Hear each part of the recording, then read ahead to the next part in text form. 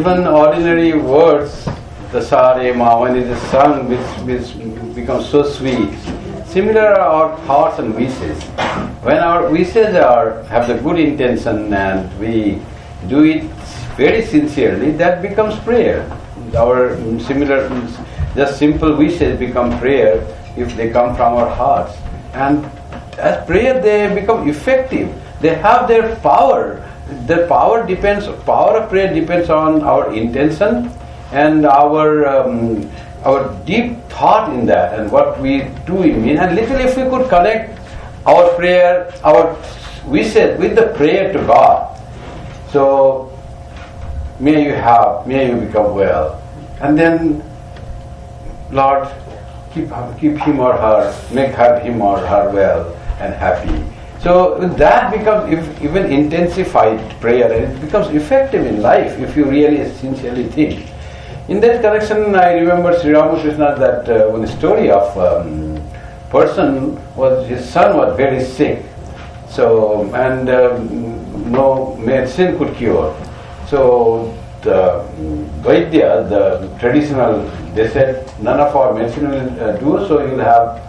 If you can do one thing, like miraculous thing you get, then he can be cured. So what is miraculous? There are many conditions.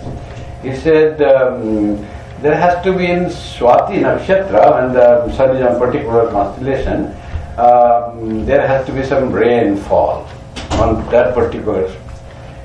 And then rain has to fall on a human skull. And on that has to fall few drops of poison of snake, cobra poison. So how will that fall in that? And the condition also is that the frog had to come and it should be chased by a snake, cobra, and frog to save itself, it has to run and jump over that skull where water a little has collected. And when the process of jumping, the frog jumps, snake cannot catch it, and in that catching the snake, it falls, and that poison falls in from the snake while trying to catch the frog, and that poison, instead of going into the body of the frog, falls on the water collected in the skull. So if you can make the medicine from that, you can bring that, I make medicine and your son will be saved. Now, so many conditions, you see, this is tremendous, it's almost impossible. So, like who said there is no impossible in my dictionary? And so Napoleon used to say there is no impossible in my dictionary, there is nothing that impossible, everything is possible. Where are ours? Used to say. Like that, this person also, there is no impossible when I pray to God, that was there. Now he wanted to save the life of his son. So he knew that there was Swati Nakshatra coming. Then he prayed, God, let it rain this time. And after intense prayer, then he found that the sky is becoming dark, so cloud collected. So now it may rain, the dark cloud has come in the sky at that proper moment. So he went out to find if there is human skull lying somewhere. Where will he find human skull? Or is like either buried or it's cremated. So, but he said, it must be there, Lord, please make me find a human skull. He was just praying from the heart. And he suddenly found on the meadow, on a field, there was a human skull lying. So human skull also find, Lord, now I need the snake's poison in it. It started raining a little. He started jumping. There should be two more factors. So now please one cobra and its poison should fall on that. So in the meantime, he saw a frog jumping nearby. Oh, frog is also there. Lord, please bring a snake, and the frog has to jump over the skull, and the cobra has to chase it, and the poison has to fall. Please do that, please do that. Everything has been done.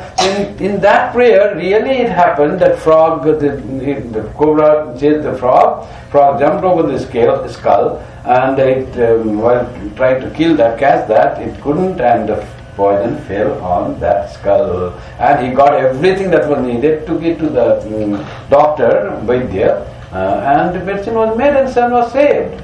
So like that, so when prayer is done, there is nothing impossible, that everything can be possible with intensity of the prayer. That person was so intensely praying for the sake of his son. And another thing we have to take in mind, that not that every time our prayer will happen. Lord, give me, I need money so much, please give me some lottery. So we may pray a lot with intensity. We may not get lottery, because sometimes they say it's God listens to every prayer. Sometimes it says no. So no, I won't give. And that is also for our good. It's not that getting lottery and you become rich may not be good for you. We don't know. That's why they say pray very carefully, because your prayer may be answered. So you have to be very careful about what you are praying. And you may pray something that may not be good for you. There was one immigrant from Bangladesh, and she was trying to come to Canada, and she prayed to God a lot. Lord, please make me go to immigration. May I get immigration and get to go to Canada. And she prayed a lot, and when she came here, and she had a lot of trouble. And they said, oh, why did I pray to God? I was so good in my country back in Bangladesh. Why did I pray and God listened to that? Sometimes prayer also become, when prayers are answered and you get the thing what you ask, without knowing it may be very difficult. So the struggle might be there. Anyway, so the prayers are often very effective. It is done with that. And when it is not answered, we have to be happy with that. God didn't give you. There must be some good reason that He didn't give. That should be the feeling. Now, about the prayer, and can there be a prayer for impersonal God, infinite God? So how can there be prayer? There can be prayer even for the impersonal God. You have no particular personal God in your image, and you pray for that reality that exists. That is even in other religions they do that. But in other religions, though it is said that God is formless, but all anthropomorphic qualities are imposed on God. God is very kind, graceful, and if you don't listen to Him, He is very angry, He is very jealous God, He is very merciless. If you do something wrong, He will punish you. So it's just like human being. You cannot see, He doesn't have form, but all the human qualities they have. So that is very Nirakara, but very Saguna Ishvara. Like that, if you can think of all-pervading reality, the infinite Brahman, there can be prayer. And in particular in Vedanta, in Advaita Vedanta, there is no personal God. And we know that in Vedanta, a student of Vedanta, that personal God that we worship is, in fact, we know that ultimate God, we try to relate with our thoughts, and then we assume that God has assumed this form, that we know. God, as we see, is not the ultimate reality of God. Venkatesa with 4 arms sitting in the temple is not the ultimate, but that is the way through which I reach the real Venkatesa. Through the prayer, through worship, through bowing down, to taking prasad, I want to reach the ultimate real Venkatesa, which is formless, which is impersonal. That we know. Every Hindu knows the God worship is just the gateway to reach the real God. That's why Sri Ramakrishna said, you should pray that, O Lord, reveal your real nature to me. Without that, we understand God in different ways. That's why it's given freedom that we worship different gods according to our wishes. Many forms of God have come. Not only that, even if we worship only one God, then also there will be different varieties about thought about God. Krishna which we worship may be different Krishnas we like. Some like the Krishna of Kurukshetra, others like Krishna of Vrindavan, some like the Krishna of Yashoda's baby, Balakrishna. The same Krishna being worshipped and liked in different ways. Prayer will be different in that form. Not only that, even one form you may like. You may like the Krishna of Vrindavan, but you may have different attitudes. And one person worshipping same God may think of God in different ways in different times of the day. So there are so many varieties of the thought about God, and according to that our relation to God. So this variety about the thought of God has to be there, because we are trying to grasp something which is beyond our mind and thought, and want to catch with limited mind and thought. When this limited catching to the infinite being, there has to be difference in the thought. But we as Hindus know the difference is just limited, because I have not known fully the true nature of God, in where it is impersonal and it is one without a second. And Swami Vivekananda said, personal God is what? It is the highest reading of the absolute by human mind.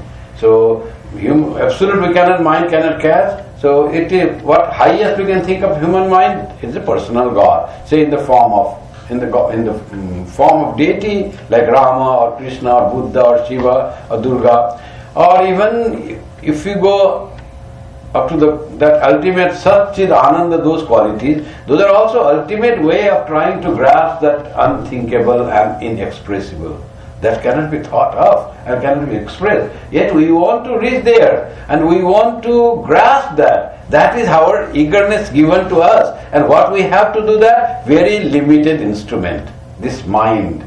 And we want to reach that. And finally we can go up to Sat-Chit Ananda. We can think of God as Sat-Chit Ananda and express that ultimate reality as Sat-Chit Ananda. But beyond that, we cannot think.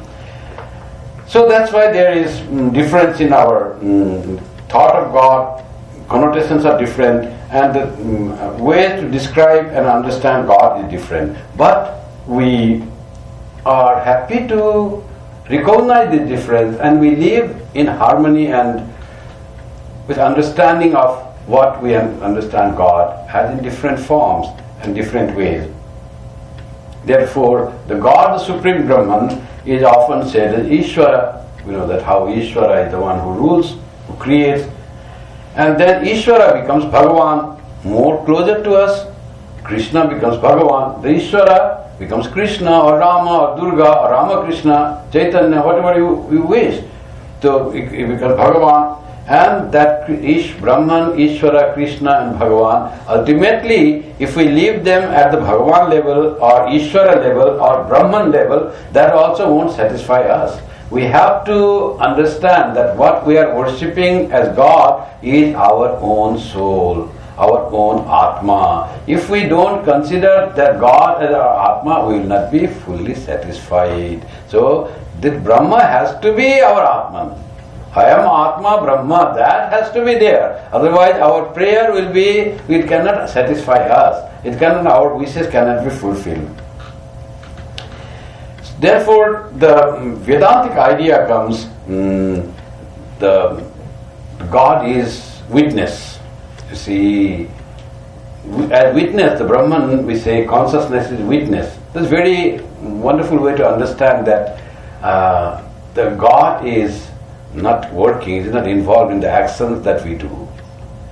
And he is no way affecting or instigating in the acts we do. Ultimate Vedantin will think that way, if we don't have personal God, impersonal God. And yet, witness means God is always there. And he is always present. And where is that witness? He is present everywhere. Witness concept gets us very close to the idea of Brahman, is the idea of God or consciousness. That it is present always alert, aware of everything, and yet not involved in anything that happens in the world. So witness as infinite Brahman has to become our witness in our heart for the believer in personal God. What is witness in our heart? Antaryamin, we call him Antaryamin. He is present in our heart as the conscience. That's why they say, when I was doing something wrong, the feeble voice spoke, don't do, that's not good for you. Who spoke that? Antaryami, who inner controller. God, the eternal witness, has become the inner guide and inner controller, present in everything within us. So that concept we often derive from the idea of Antaryami. It is not that always prayer is directed towards some deity or some object. Prayer, as I was saying, prayer there is an object, but there can be prayer without object in impersonal case.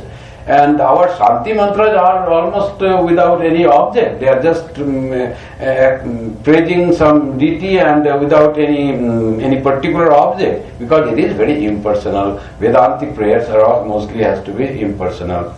And as I was saying about the Sahana Bhavatu yesterday, it has nothing to say. Nothing is there. Even Bhadram Karnevi Sriniyama Devaha, so may our ears be hear good things, or the beautiful that prayer from Taittiriya Upanishad. Juha me madhumattama karnabhyam bhuri vishruvam. What is that?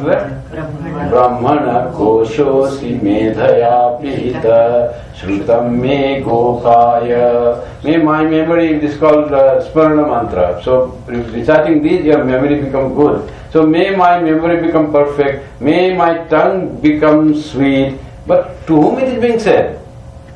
No one is there. You don't say, oh Krishna, make my tongue sweet. You don't say that. But may my tongue be sweet. How this impersonal prayer can be very done. All our Vedic prayers were impersonal. Because during Vedic time, it was all pervading God. May my tongue be sweet. Beautiful prayer. You see, not only sweet, madhumattama, surpassingly sweet. It should be extremely sweet. What I speak should be very agreeable and make someone very happy by that sweetness. That is sweet. What I speak should not disturb others. It should make others happy. That is the purpose. And what I hear, karna vyam bhuri vishruvam. May I hear a lot, but I hear good things. I hear the knowledge. May through my ears I should get the knowledge. They say this prayer is the eye and feet of the soul. Why they say that? Because through prayer, the soul reaches to God. As we walk and reach that place through our feet, with the help of our feet, like that through prayer we reach up to the God. And why eyes? Because with our eyes we see the object, with prayer makes us, the soul, see God. So we can reach to God and we can understand God beginning from the prayer.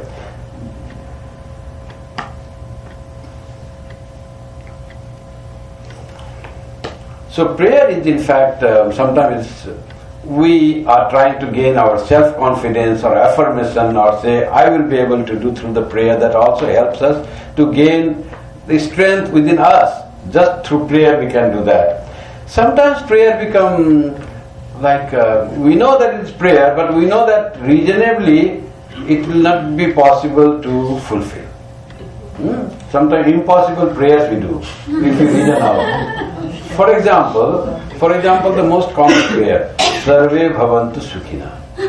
Is it possible in the world that everyone will be happy? No. And Sarve Santu Niramaya. May there be no disease, no suffering, no sickness. Then what the doctors will do? There will be disease. When there is body, Shariram Vyadhi Mandiram. There will be no doctors, no, there is no disease. But Shariram Vyadhi Mandiram, that is said, the body is the temple of disease. Disease, where will they survive? That has to come. So though we say Sarve Santu Niramaya, so but there will be disease. Reason says that when you have body, there will be some disease, difficulties, so doctors will be there. So, like that one doctor said, you see, doctors have to survive, that's also profession. If there is no person sick, then how will they survive? Who will pay them money? So one lady come to Holy Mother, say, Mother, please bless me that my husband's income increases. Holy Mother said, no, I cannot pray that for you. So, and she explained, why Holy Mother cannot pray for that lady? Because she said, I know your husband is a doctor. When I pray that your husband's income may increase, that means there should be more patients, more disease, more difficulties, more suffering. How can I pray that? There should be more suffering, so I cannot pray that your husband's the income should be increased. So how much Holy Mother was wise? You see, we are talking about the Holy Mother's wisdom. And there is a nice joke about this doctor.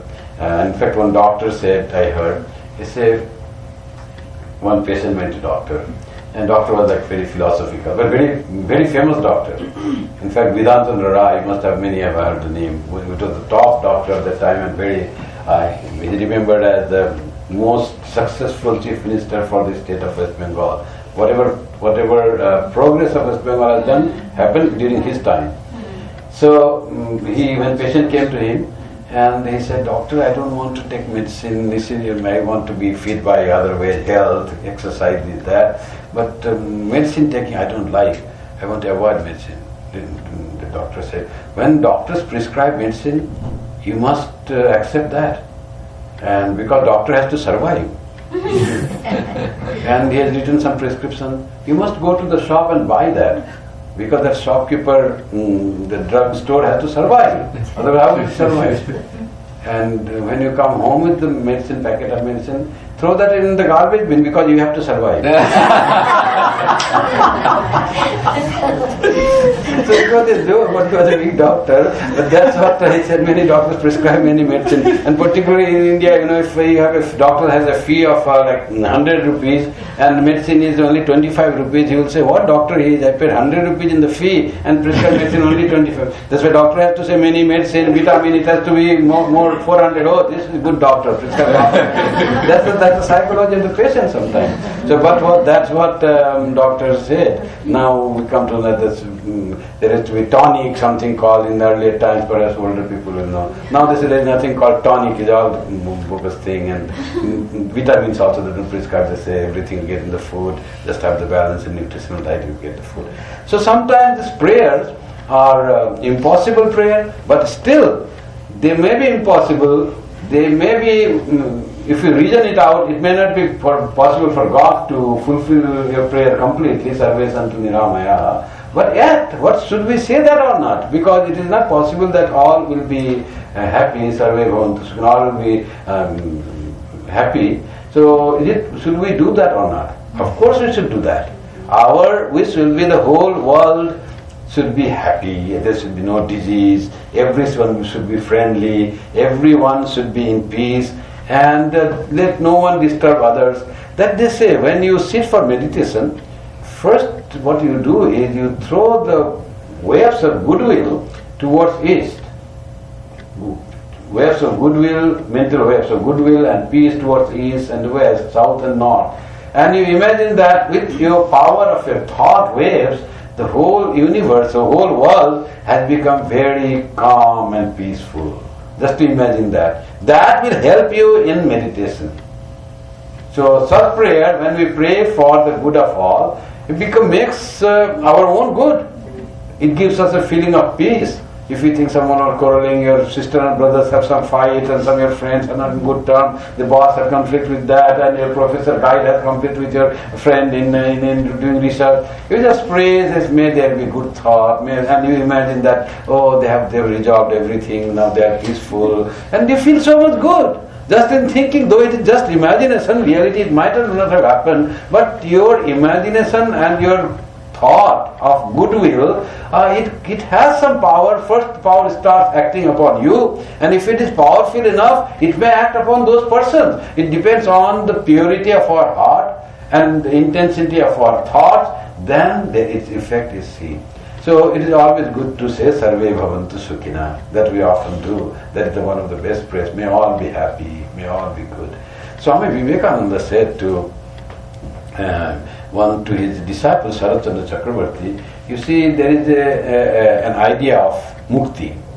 How we get mukti? You strive, you pray, you become a devotee, and finally you become free from all bondages of samsara, and you get mukti, jivan mukti, and then later mukti. But there is a concept of this congregational mukti for whole world. That why should I seek my own mukti? I want mukti of the whole world, like Ramanujacharya. You see, you know the story of Ramanujacharya. Guru gave him the mantra, and he practiced this mantra, and you will be liberated. You will get mukti. But do not say it to anyone. Then what will happen if I tell this mantra to anyone? Whomever you tell and they practice, they will have mukti, they will go to heaven, but you yourself will go to hell. And Ramanuja, it is said that he came out after Guru and went to the temple, ran at the top, and he started saying, "Come here, I have a mantra." And he started saying that mantra loudly. Not that he didn't believe his Guru's words. He was so compassionate for the people. He wanted everyone to have mukti and to go to heaven wherever they have to go. And in the process, he himself is ready to go to hell. That was the sacrifice of Ramanujacharya, they say. See, these all Acharya has such wonderful heart, big heart they have, so much of love for the mankind. Shankaracharya, you see. Shankaracharya, who knew this world is unreal, but how much compassion he had for the world. He revived all the temples that were not being worshipped. Revived that humanity needs this. He united the whole India culturally by setting up 4 big centers of learning in 4 corners of India. And not only that, when someone approached him that I want your life to complete my worship, so I say, oh, my life will give you completion of your worship? Okay, you sacrifice my life.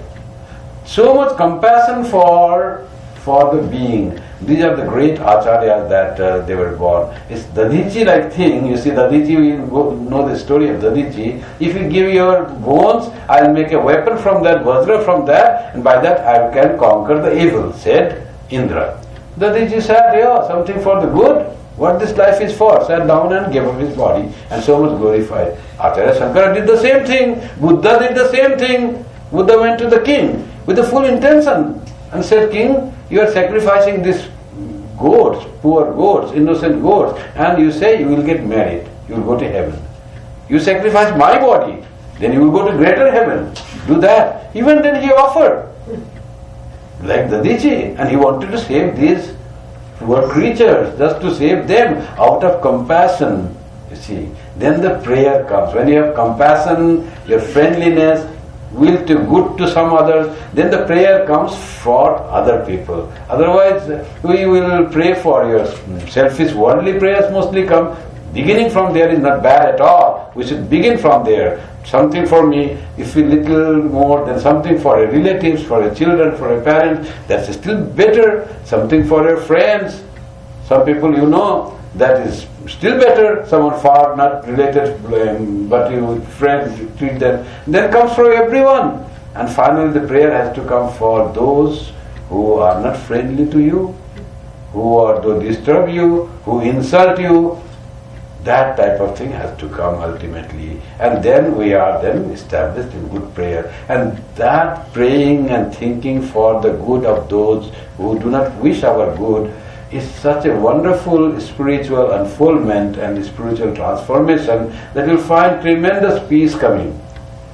That the Ishopanishad said, when one sees his own self in all, and all self-souls in himself, that all are in me, and I am in all, then what quality he gets? If he has one realization, he becomes free from vijugupsa, means hatred, freed from hatred. This prayer will do the same thing. This prayer, when we are able to pray for the people who are not friendly to us, does the same thing. You will be freed from hatred instantly by the power of this prayer.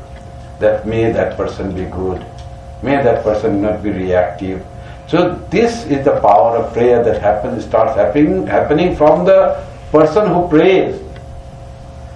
And then it will slowly be affected with that person. And it is often seen that how people change. Sometimes this thought, as Swami Vivekananda prayed, is a thought, you see. It's a goodwill, good thought. Swami Vivekananda says the thoughts are so powerful thing that you don't know where it acts.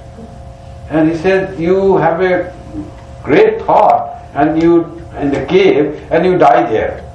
Do you think your thought will die? He says, no. Your thought will come out of the cave and it travel whole world and will act upon a place where it finds the right mind.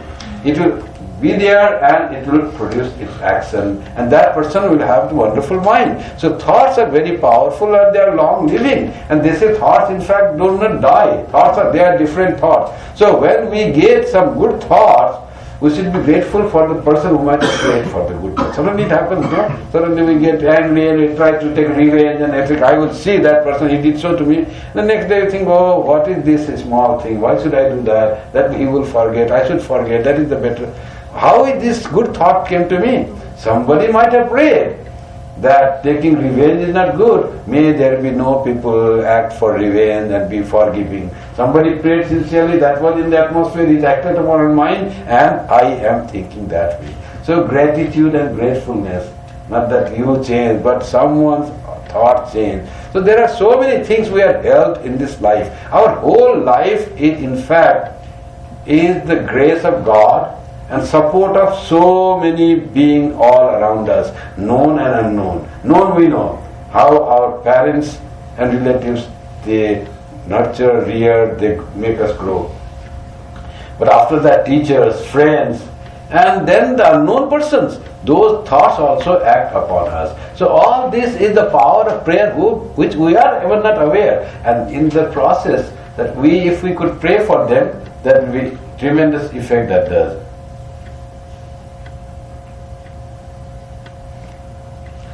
So when we pray for God, suppose we say, when you pray for God, the God comes through prayer. Intense prayer, we have heard that God reveals Himself, manifests Himself. In fact, it is not the time that when this great personalities with high power, this spiritual power, they come, their life is so powerful that they don't die with the death of their physical body. Swami Vivekananda, we think that he just lived less than 40 years. Did Swami Vivekananda really die? Did all his thoughts are gone and forgotten? Not that. All his thoughts remain. All his power to inspire remain. That's what he said. I may throw my body like a worn out garment, but I will not cease to inspire the world until everyone knows that it is one with God. Swami Vivekananda said that. So, and he said means he is there. Swami Vivekananda, Sri Ramakrishna, Ramachandra, Jesus Christ, all they are very much present, though their physical body is not there. But they are very much living. Very much living. That's why it is said that people say Sri Ramakrishna says, if they say, Sri Ramakrishna said and gone, it's not that he said, he's there. I may not be able to see. And if I have intensity of prayer and purity of mind, that he will reveal that will be there. I can see Sri Ramakrishna, I can see Mother Durga, I can see anyone I like. Through the power of prayer. Prayer has so much power that if it is done in the right way, with full intensity and purity of heart, that God has to appear, because that God has not lost. Sri Ramakrishna says, Swami Vivekananda said after Sri Ramakrishna passing away, Sri Ramakrishna has not given up his subtle body. So these great beings always live in their subtle body. That's why prayer becomes so effective to some, if you direct to some deity, it becomes so effective. When you pray to Hanuman, how you feel so much strength, as if Hanuman has given you strength, and you can conquer fear of ghost, fear of weakness, fear of failure. Really, Hanumanji comes and blesses you, though you cannot see. And if your power is very intense, then Hanumanji can be seen, Ramachandra can be seen. How this Ramachandra was seen, you know that Tulsidas, his wife, insulted him, and he said, "You are my first Guru." That was the Guru. If you had loved God like you love me, you would have realized God. And you are after this cage of bone and flesh, you love so much. Tulsidas said, "Yes, you are right." Suddenly he could feel that it was wrong to have a love for a human body, a human being, instead of loving eternal God, who is our essence. And he said, "You are my Guru, you are speaking like my Guru." She was insulting but saying the truth. And he goes to in search of Rama. So how to get Rama? It's very difficult. Someone said he had to have the vision of Rama, otherwise how it will be done. So someone said, to get Rama, you have to first get Hanumanji, because you have to go through through the grosser to the subtle, no? Swami Vivekananda gives the example of how one minister was caged in a big that we call minaret. Do you remember that story? You remember that one. One minister, one king became angry with the minister, and he was imprisoned in a minaret, high minaret. Now his wife wanted to bring it down. So it was very high, no ladders outside, all is locked. Whatever inside the steps were locked, outside you cannot go. So wife was very wise, as in fact all wives are like that. So she was very wise, and what she did is, husband find difficult to accept that, but that's the truth. So behind the success of every man there is a woman with that. So what she did is she got a beetle and a drop of honey and a fine thread, little twine, thicker thread, and finally a rope.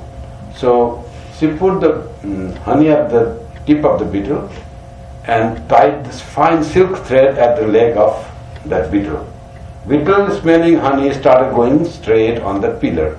And with that, this fine thread was going, fine silk thread. And later on, at the end of the silk thread, she tied a little thicker thread, cotton thread. And on that, is a double thread.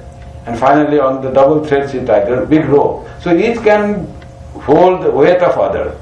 There's no other way that finally he got the big rope, tied on the pillar, and climbed down holding that rope. That is, to reach subtle, you can reach through gross, or you can reach the gross through subtle. So, to reach Rama, Hanumanji has to be found. He knows Rama by in tips because he is the greatest devotee of Ramachandra. Hanuman knows. So, how to find Hanuman? Someone said, Hanuman is living. He is seen. Where is living? I don't find. So, to Swami Vivekananda also someone said, Hanumanji lives in the banana grove. And he went there and stayed whole night to catch Hanumanji. Didn't come. So someone said to Tulsidas, oh, Hanumanji comes wherever there is someone sings the name of Rama, he is a devotee. He just enjoys the name of singing of Rama's name. So, but I have never seen monkey sitting there. He said, no, he doesn't come as monkey, he comes like an old Brahmin and sits behind and just is immersed in the thought of Rama. He went to Sankarmochan and was searching where is that old man. He found one old person was sitting. He caught hold of his feet and said, you have to show me Rama. What are you saying? I am an old person. No, I know you are a Hanuman. I know. What are you saying? I am just an old person. I am not Hanuman. He didn't give up and Hanuman. You have to be caught. You see, God always says, he has so much faith. And he said that you have to do this worship, this prayer, that, this, you do this. And Tulsidas had the vision of Rama. So Rama exists. Jesus was seen by St. Francis. He had the vision of Jesus. So like that, even he started manifesting Jesus in his own body. Do you remember that St. Francis of Assisi? He was meditating on the Jesus, crucified Jesus so much, there were wounds in his hand and feet. That's how the meditation does. Meditation can take you to that being on whom you meditate. So Rama and these all deities, they are very much living and they can be seen through the power of prayer.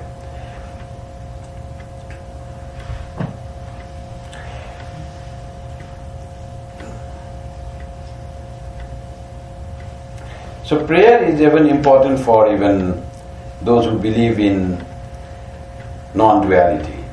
Non-duality is a concept that ultimate reality is non-dual. But those who believe in non-dual have to live in duality for all transaction. That's why it comes Vyavaharika Satya. Vyavaharika, Pratibhashika and Paramarthika. There are three stages of reality. Paramarthika is all one. And this all appearance is just, this seems like that. But Vyavaharika truth is also truth, where we relate with everyone, and that is in the domain of duality. I and you are there. In truth it is not there, but for practicality it is there. So when for practically everything is there, then why not to pray? Someone told Chandrasekharendu Saraswati, who used to pray, this was a very renowned monk of Shankaracharya of Kampoti. He was 100 years old, and he used to worship. And he was a God-realized person, everybody knows he was a Jivan Mukta. One asked, Swamiji, why you have to worship God? You know that you are one with the universe. They said, what should I do then? Something you have to do. When you have not given up your body, something you have to do. And what would be the better than worshipping God? You see, still living as if in the duality. When you have to relate, so that's why for even those who believe in Advaitist philosophy, for them also prayer is important. And knowing that it is all one reality, and that reality appears as many, and that reality is more manifested in some beings, some incarnations, and praying to them is important for that. And there are some very nice prayers, you see. So the most popular prayer is Gayatri Mantra from the Vedas. The Gayatri Mantra is very impersonal, and it is not directed to some god. It's not directed. It's just wonderful prayer that has been being recited for thousands of years, we don't know. And still today. And it's so effective. There is one engineer, he just retired, and he was professor in the University of Saskatoon. And he said to me, Swamiji, he is a devotee of Sri Ramakrishna also. He said, Swamiji, I have repeated and chanted the Gayatri Mantra. And that has so much impact in my life. Though man of science and all that, but it has definite impact in my life, and I find lot of changes in my life by the power of Gayatri Mantra. Just reciting Gayatri Mantra is so powerful. And what is Gayatri Mantra is so impersonal. It's not, there is no God mentioned. The meaning of Gayatri Mantra, Om Bhurvasva Tatsavitur Varenyam Bhargo Devasya Dhimahi Dhiyo Yona Prachodayat. What does it mean? We meditate on the supreme glory of the effulgent being. That effulgent being is impersonal. That reality is effulgent, conscious, full of awareness. That's why it's called effulgent. Who illuminates the three worlds. There is that infinite being with effulgent or conscious, and who makes this, illuminates the three worlds, which the three worlds come into existence, and we become aware of this thing by the grace and presence of that being. That one statement said. It's just a statement, no prayer yet. We meditate, we think of that infinite being who illuminates these three worlds. That's Bhur Bhuvasva, the three worlds. Means whole creation becomes aware because of that infinite effulgent being. May he awaken spiritual intuition within us. So that effulgent being, no form, but the prayer is for spiritual illumination. And for whom? Not for me, for us. How great this prayer is. And it has been held for thousands of years, and it's very effective. Like our Khandana, Swami Vivekananda wrote this Khandana is wonderful prayer. It doesn't ask anything in particular. Give me wealth, give me health, nothing it says. It just glorifies, we speak about the glory of Sri Ramakrishna. Khandana Bhavabandhana Jagavandhana. If one who prays to you, he becomes free from the bondage of the world. Bondage of the world. Of course, if we don't want to be freed from the bondage, then there is a different issue. Then no mean of seeing in that. So if you are happy in bondage and suffering, bondage brings suffering. So sometimes people have very little. I went to Winnipeg, and one person wrote a poem in Bengali. This Khandana Bhavabandhana, I don't want Khandana Bhavabandhana. That was his saying. And so to me, Swamiji may dislike it, but that's what I feel. He feels that if breaking the bondage of the world means cutting off the relation with everyone. I want to be with everyone, better be attached to everyone. This detachment and getting freed from the bondage, that is very high concept, and I cannot go to that. But we do not understand the bondage of ignorance, bondage of attachment is something that brings suffering in this thing. This is not real love. Love is always freeing. Love is always divine. But what gives problem is the ignorance and attachment. And attachment is not love. And some people think that if we lose attachment, then we are leaving all love. Love is something that wishes the good of others. Love is all prayer. And attachment is making others slaves. Swami Vivekananda explained this so clearly. Attachment is making others slave or making yourself slave. Slavery can never be a thing of which will bring happiness. So love is that frees us. Love is that makes us spiritually awakened. Love is the prayer. So when we say, may Thakur is the one who will break the bondage of our ignorance. That's wonderful prayer that Khandana says. Om Rim Rim is also like that. Just one prayer in every line of Om Rim Rim is Tasmat Tvameva Sharanam Mama Dina Bandhu. I take refuge in you, O Lord, O the friend of the lowly. That's only thing. That's only thing. Sri Ramakrishna is described as the friend of the lowly, Dina, who do not have anything. That Jesus said, sell everything and follow me. What does that mean? Don't own any superstition, any wealth, any possession in your mind. Be free from that and follow me, then I will accept you and I will fill you with all that. Give up your... They say that prayer is like cleaning the ink pot. You used to have ink pot, now there is no ink pot in this age. So we used to have ink pot, and they give often example of that. To clean one ink pot which is blue with all dry ink, so you put it under the faucet and slowly first the blue water comes and then slowly clean water comes, fully clean. Like that is the prayer. You put there, prayer goes and it removes all the dirt that was inside. So that is the power of prayer and makes you free.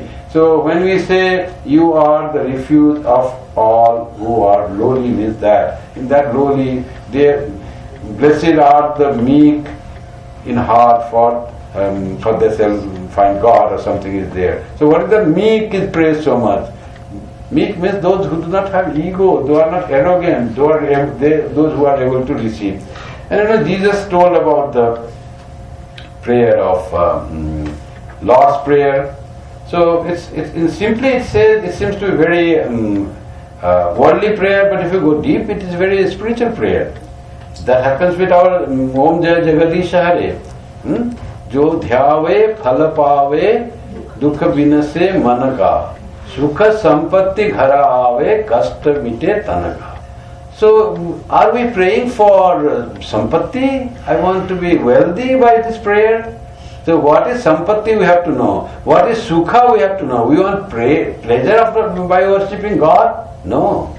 The sukha sampatti means the wealth of joy that I want. And remembering you, all my mental agonies will be lost. That is the beautiful meaning that happens with the Om Jai Jagadish Hare. Similarly, Lord's Prayer, you all remember Lord's Prayer. Our Father which art in heaven, hallowed be thy name, thy kingdom come. Thy will be done in earth as it is in heaven. Give us this day our daily bread, and forgive us our debt as we forgive our debtors. And lead us not to temptation, but deliver us from evil.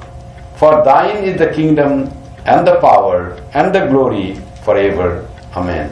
So Swami Kripamayananda wrote very nice explanation of this thing and gave very spiritual turn to this prayer, which is called the common prayer, prayer for common men, not a very high thing. So he said that what is heaven to be realized here is the realization in our consciousness. Heaven come, it says no, thy kingdom come, that is the kingdom. What is daily bread? It's not only bread that we eat. We can think of it as the divine grace. Give us our daily bread means give us your power to think good. So, give us grace. And what is the debt that we have, and we should forget debt so that our debts are forgotten? Debt is the karma. By your grace, may our karma be loosened, may we be free from the bad karmas. So don't put us in temptation. Temptation means whole created universe is Maya. You see, in Vedantic way we say this whole creation is temptation. Don't make me allured by Maya. That's Sri Ramakrishna, that beautiful prayer that I will say then. And God's kingdom has already come. Thy kingdom come, because you see His kingdom, see His presence in your heart and all around you. Thy kingdom come, where it has come? There is God seated in our heart. That kingdom is already there. And in only my heart God is seated? No. God is seated in everybody's heart. They say the way we look ourselves, in the same relation we live the world. If I see myself as pure, I start looking everyone as pure. That means when I see other person, defects in other person, oh, that person is very greedy, that is very arrogant, that is so many defects in that. That means I have all those defects, then I start seeing that way. So we should be very careful when we start complaining, thoughts come of the ill, if defect about others, means I have those defects in full. They say, no, when you point with one finger to other, three fingers are pointing you. You are a very crazy fellow. Who is crazy more? If that person one time crazy, you are three times crazy because you are seeing that. So like that it happens. We see the world as we perceive ourselves. So if we perceive so many defects and dirt and problems in the world outside, that person is not good, that is very complaining, that is very greedy, that is very talkative. If we say there is something is there in me, something wrong, otherwise we won't see any defect in others. Even the people who, we cannot complain anything others. We pray, Sarvagatanji wrote a very nice prayer from Holy Mothers that do not find fault with others. It is prayed in Boston and Providence they have to pray, we do in Toronto also. In that it says, may we not accuse, demand or complain, but love, cooperate and cooperate with all. So what does it mean? May we not accuse, demand or complain. May we not be involved in ADC. So if you could do that, it's a high spiritual practice. You don't accuse anyone for anything. Whatever happens to you, you take the full responsibility. You don't accuse anyone. Because of that it happened. And in reality that didn't happen. If you remember Tyagananda's 4 simple exercises, that is the gist of that. Have you heard that? 4 simple exercises. So when Tyagananda comes next, we will request him to say that. It's very popular talk, he gives many places. And in fact, I give sometimes Tyagananda said that. So people like Swami is very good thought. 4 simple, it is in the web, internet also. So in that it says that whatever, it's a 2 things you forget and 2 you remember. One thing to forget is, whatever bad has happened to me by someone, forget that. Someone did something to you and you were in trouble because of that. Forget that. Why to forget? Tyagananda says, because what has happened to you is not someone giving. It has been brought to you by your own karma. Be thankful to that person. He brought that insult or complaint or whatever is there because someone had to bring. So rather thank him like the postman, bring something to you that you had already earned, you had ordered, and he gives you a book. Sometimes he brings a bill, sometimes he brings a check. So why you blame or praise postman? Whatever was you deserve that you bring. That's why when you get something that was not desirable or you didn't like that dislikable thing, don't blame the person. You earned that and that's why you get it. Someone we are talking that Swami Vivekananda says, in my life I have seen whatever blows I have got in my life, all those I have earned. He said that. All those have come because of my own reason. Nothing other has given without any reason. So that's why it is said that don't be afraid of that. And that things come, so don't accuse anyone. So we often say demand from someone. Like what demand? We don't really demand from anyone. You will say, no, we demand a lot. We demand a lot. We say that I should be given good treatment. That is demand. I should be spoken good, nice words, kind words. Everyone should be friendly to me. Everyone, if possible, should praise me. Like that, it's all demand. And this demand is a sign of not spiritual, not having a spiritual. It will bring that thing. May we not demand anything in life. That gives us peace, and that makes us spiritual. No demand. And third is no complaint. No complaint for anything. All happens by God's will, one theory, by karma another theory. If you are a bhakta, by God's will. If you are a karma yogi, by your karma. So why to have complaint for anything? Whatever happens, it's fine.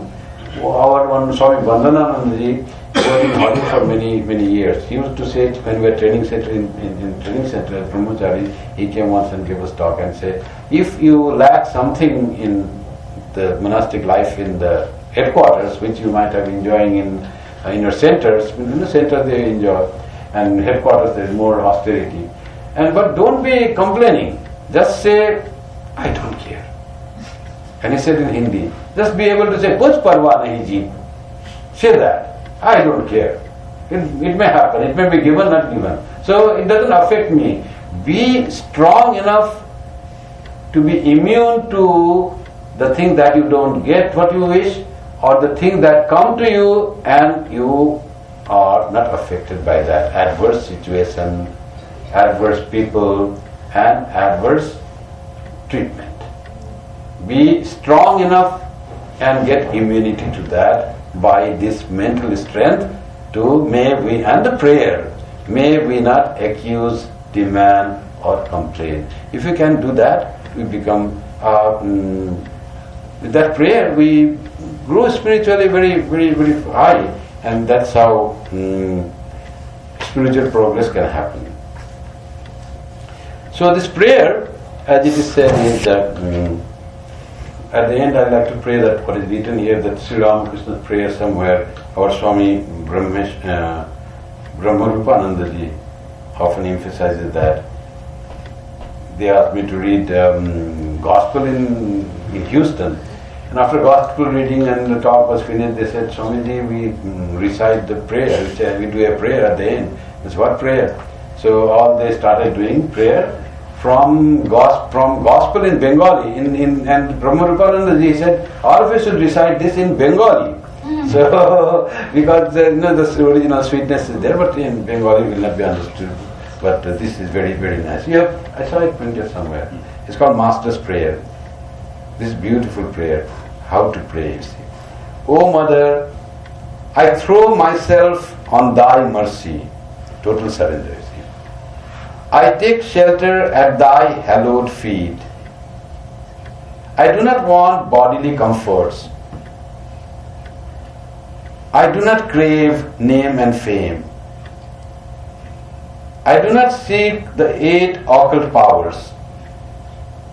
Be gracious and grant that I may have pure love for Thee, a love unsmitten by desire, untainted by any selfish ends, a love craved by the devotee for the sake of love alone. And grant me the favor, O Mother, that I may not be deluded by Thy world-bewitching Maya, that I may never be attached to the world, to woman and gold, that is lust and lucre, conjured up by Thy inscrutable Maya. O Mother, there is no one but Thee whom I may call my own. Mother, I do not know how to worship. I am without austerity. I have neither devotion nor knowledge. Be gracious, Mother, and out of Thy infinite mercy, grant me love for Thy lotus feet. This is the prayer ends here. So what a beautiful and how high peace prayer it is, that want only devotion to God and nothing, prays for nothing in the world. And we know that when God is on our side, whatever is needed for us, He will take care. And in fact, He is the one who takes care. We often think, oh, when I am not there, if I do not pray for my children, what will happen? Who will look after them? It is always God who looks after our children. What power we have to look after and grow. Little we want to guide them. Sometimes they listen, sometimes they do not listen, sometimes they do not listen at all. If we are gracious, God's will, they will listen whatever we want to guide them. And they listen not because of my saying, because of God's grace. So we want to little guide, that's our duty as mother or father. They are little guides, our grandparents. But after that, what will happen, it's all in God's hand. They may not listen. But often we want to take credit for that. When they say, your son is so good, well behaved. So, do you think it happened like that itself? How much I had to tell him, how much I had to practice for that. I took and sat down and that's why he's there. All that my son is good because of my thing. Where is the role of God then? So somehow we become so egotistic, and that is not the real prayer. It's all God doing the thing. A little purity of heart through the process of prayer, and we gradually move towards that spirituality which is bliss-giving. And even a little of that spirituality is always very rewarding, always giving joy. Little of self-control, how much joy it gives. Someone says something and you feel like retorting and answering, and says, "What? Let me wait." And you don't answer, you restrain yourself. And how much it gives joy, you see, how the things become right. One person, husband and wife, used to quarrel a lot. And what to do, always quarrel, they decided something, actually 2 persons. It was both are equally. No one to be blamed. So both they decided one day in a good moment, they said, let us go to some holy man. I think he will give some advice or something, how should we behave. So we are not working. Instead of going to someone, he went to a holy man. and said, we often quarrel and we make a big fuss and children are there and what to do. So can you give us some medicine or some mantra or something? Holy man said, oh, you quarrel a lot, and so wait, I have to have something to give you. He went inside his ashram and he brought something in a nice glass bottle, nice looking glass bottle. He brought some liquid. He says, this is the medicine. It's all energized with the mantra, and this you have to take. And who has to take? One of you. Whenever the quarrel starts, as soon as quarrel starts, that you have to take. How much? Like 2 spoons. 2 spoons you have to take. But only one condition. You can't swallow that. Put it in the mouth. You have to put in the mouth, and then slowly you'll find the quarrel will be lost. So he brought that mantra, put that liquid, very holy, from the holy man, and husband started angry. Oh, I said to you, you're always like that. When I come, you don't give tea, and always, it has not been today. I've seen last 15 years, it has been the same thing. And wife remembered here, she was going to answer, every day I give you tea, today I was a little late, and you become so angry. She was going to say, suddenly she went mantra in that water, holy water. She went inside and quickly put her water, and now when it is still 5, why it is late to give me tea? Now she cannot speak anything. So after some time, like 5 minutes, 2 minutes of his shouting and all that, he subsided. And then after that, when the quarrel was subsided, that has to be swallowed or thrown, then it can be done. So after that, work was done, because mantra was working, you know. And after that, like this happened, next time wife became angry and husband put that mantra and it's water in the mouth, and wife is shouting, husband is not able to, this mantra is there. And slowly what happened, this anger, time of this angry, first there was no fire blazing, you see, only one-sided it was. And slowly the time of getting angry became less and less.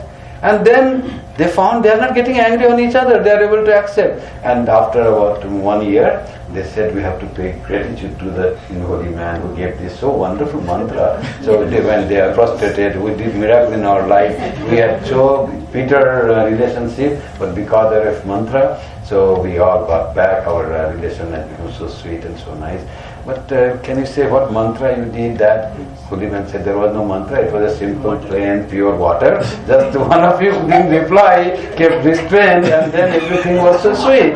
Just restraining can give so much joy, you see. So when we try to, I will see that person, and I say, no, why to say that? Something you have to bring the vitarka bhavane, vitarka badhane, pratipaksha bhavana. When the wrong thoughts come, you bring negative other thoughts, opposite thoughts. That says Patanjali. Then these things happen. They say, oh, that man was angry, frustrated, life was so difficult, he might have quarreled with his friend, that's why he's saying bad words to me. Don't retort, and then slowly you find the reason and become cool soft. Restraint, little of prayer, little of spiritual life, little of prayer to God, and good thoughts for the persons. This all helps, and we grow spiritually, and life becomes sweeter and sweeter. We need to progress where we are. We are not at the level where we should be. As they say, highest level is God realization, that is ultimate freedom. When you are not affected by that, and you don't lose peace of mind in any situation, in any mental condition, physical condition, any situation, you are same calm and sthita prajna. You are standing on the feet. That we have to attain, and that will happen by the grace of God. And prayer is basic and very important thing for that. Thank you.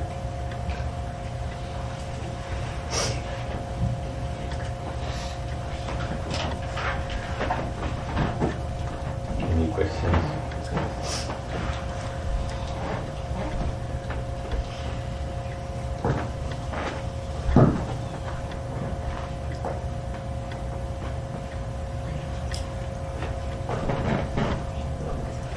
Swami, I have one question.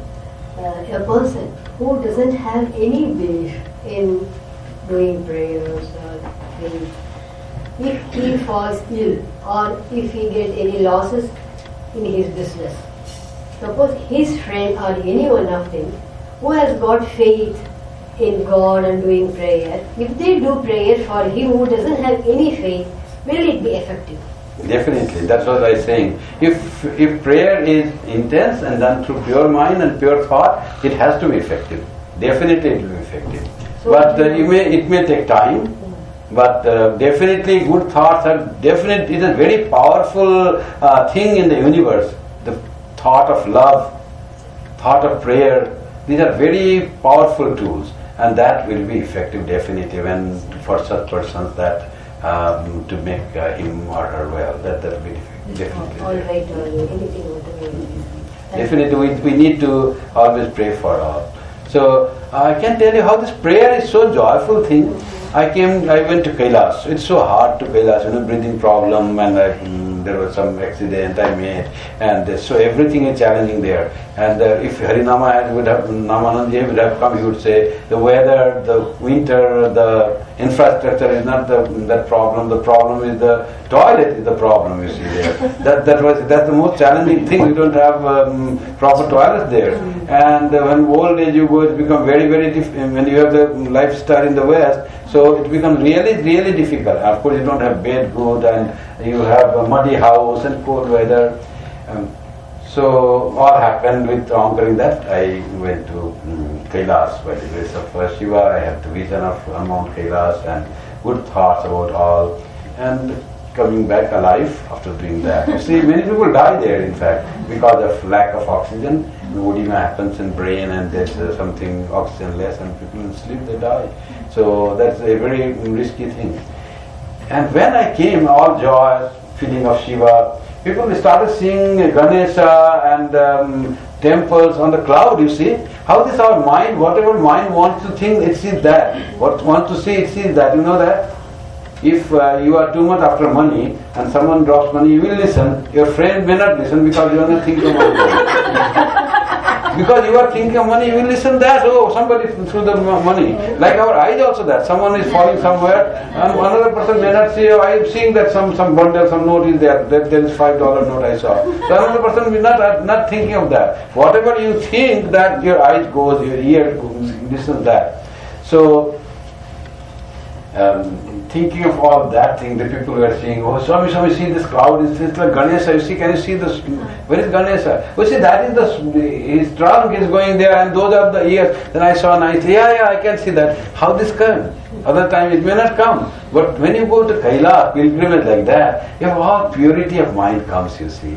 You forget their attachment to the world, and you become in another mood. Your mind is really goes to another place, and you start seeing the deities, and your mind fixed on God. You think of Shiva, you think of Rama, you think of Ganesha. So all doing that, we did Kailash Parikrama and deep in the Manas Sarovar, and weather was by chance very good that day. And then we're coming, all was very joyful. But you know, when I got maximum joy, when I came and sat down in the bus in near Kailash itself, and it was coming from near Manas Sarovar, then I started thanking God for making my pilgrim successful, and I prayed to Shiva for the good of all devotees. May they have the devotion to you, and may they be peaceful. And that was the best moment of my pilgrimage, when I was in the mood of prayer for all, and thank to God for making the pilgrimage successful. So prayer sometimes gives you tremendous joy, greater joy than even doing the thing itself. And prayer for those whom you feel you want to pray, whether your relatives or not, doesn't matter at all. Relatives we always pray, but for those who are not so connected with us, praying for them. And even if we could become so much mature in the process of our in our practice of prayer, that we start praying to the people who are not very friendly to us, who complain against us to the boss, who are very much doesn't like, hates us. So if we could pray for, it's very difficult, the prayer has to be very sincere. And if we could pray for them, may he be at peace. That we know, when someone is complaining against you or very inimical, that person is not at peace of mind. So may he attain or she attain peace of mind. May that nothing harm happen to that person. Like Sri Ramakrishna, you see. One person troubled him and insulted him. And Sri Ramakrishna said to Hridaya, his attendant, don't say anything. And he kicked him with Sri Ramakrishna when Sri Ramakrishna was Samadhi, saying that what magic you do on this Mathur Babu, that he loves you so much and respects you so much. And he was so jealous of Sri Ramakrishna. Sri Ramakrishna said that to Mathur and got words from Mathur that he is not going to say this to anyone. Say me thrice that you are not relating this to anyone. Because if Mathur Babu knows that he has done that harm, that insult to me, he will punish him very badly. So I don't want him to be punished. So that is big prayer. You don't want to punish the one who has given you trouble. So that is a big prayer that we learn from the life of Sri Ramakrishna. So if you could do that, that is a very maturity in the practice of our prayer as a spiritual practice. When we wish good of everyone, may all be happy, Sabhe Bhavantu Sukhina, like that, but it has to come from the heart. Thank you.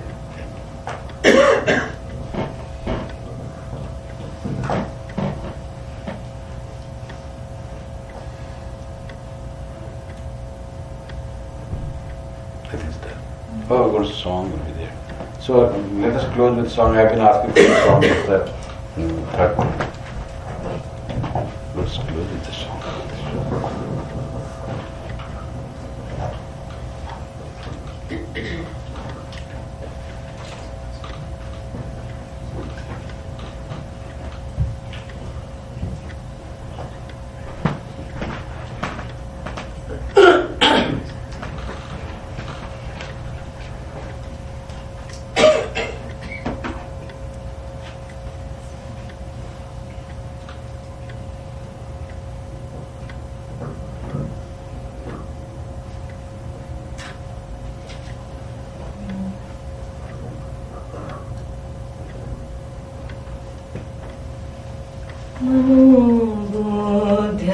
बुद्ध्यहंकार चेतनिनाहं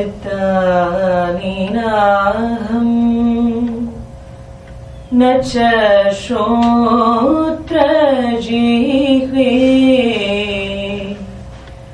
न च घ्राणनेत्रे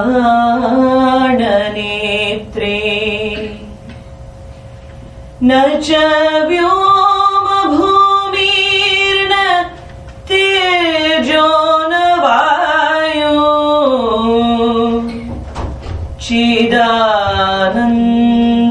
चिदानन्दरूपः शिवोऽहं शिवोऽहम्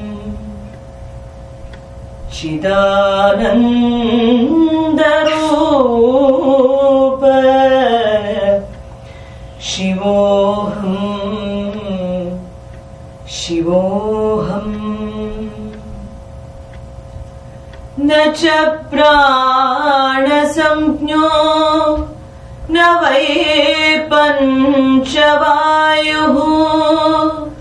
न वा सप्तधातुर्न वा पञ्चकोशः न वाक्पाणिपादम् न चोपस्थपायुः चिदानन्दरूपः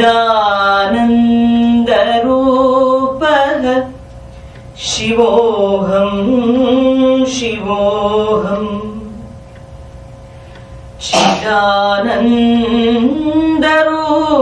चिदानन्दरूपः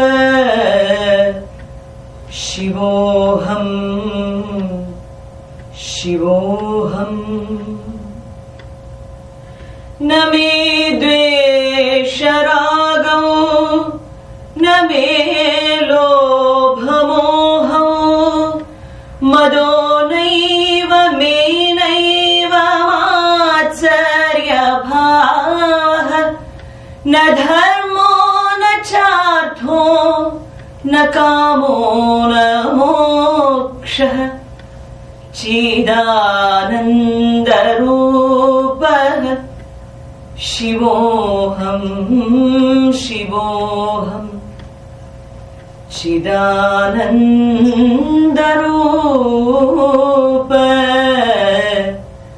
शिवोऽहं शिवोऽहम्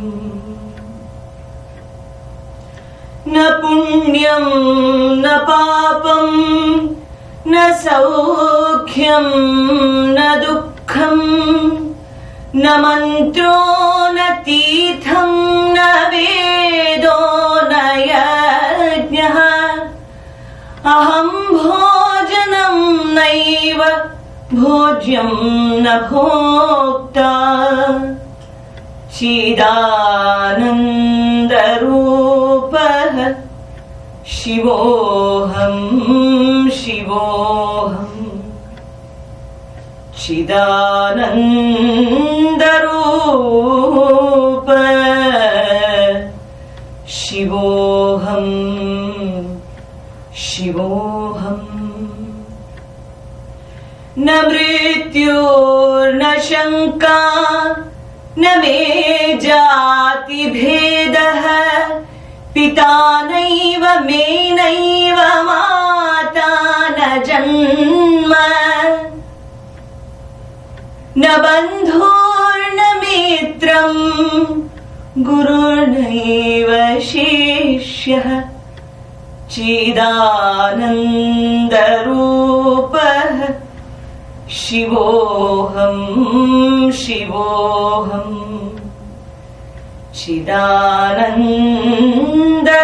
चिदानन्दरूप शिवोऽहं शिवोऽहम् अहं निर्विकल्पः निराकाररूपः विभूत्वा च सर्वत्र सर्वेन्द्रियाणां न च सङ्गतं नैव मुक्तिर्बन्ध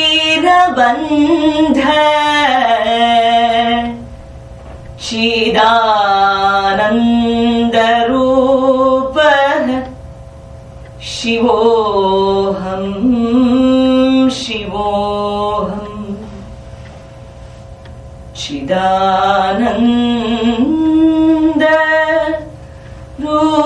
चिदानन्दरूप शिवोऽहं शिवोऽहम्